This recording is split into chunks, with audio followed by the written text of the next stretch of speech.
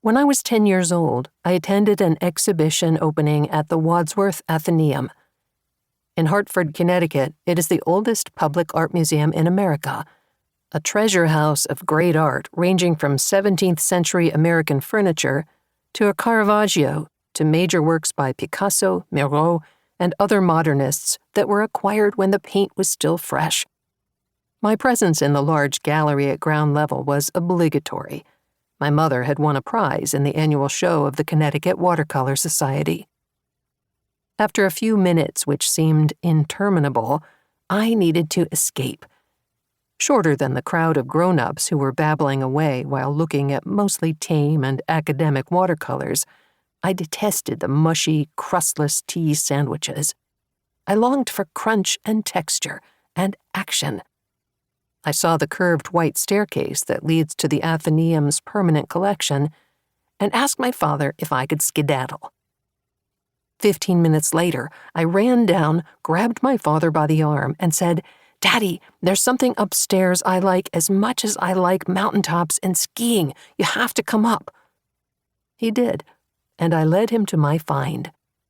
Looking at the simple compendium of black vertical and horizontal lines on a white background, one pure blue rectangle, way off center, being the only other element, my father said, "Very good, Nicky. That is by an artist called Mondrian. Mommy and I have a book about him at home if you want to look at it." We went downstairs together, and I felt invigorated by my discovery of new and fantastic territory. I consider my father the hero of the story. He was brought up by a poor glass cutter who had never been inside a museum. But Dad had become sufficiently sophisticated so that in 1958, when my friends' fathers would have said that any child could do such a painting, or even cuffed their sons for liking something so ridiculous, my father, a printer, had a particular regard for Mondrian, whose work had such an impact on graphic design. And from my mother, he had acquired respect for the courage of artists to lead their lives independently and without the expectations of domesticity and fortune that governed the lives of most of their friends. Love without excessive information or analysis is one of the greatest luxuries of youth.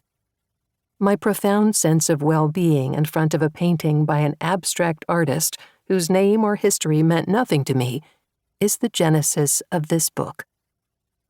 Then, in 2006, I was having a conversation with Sir Nicholas Sirota, director of the Tate, a friend as well as an attentive reader of my biographies of Balthus and Le Corbusier.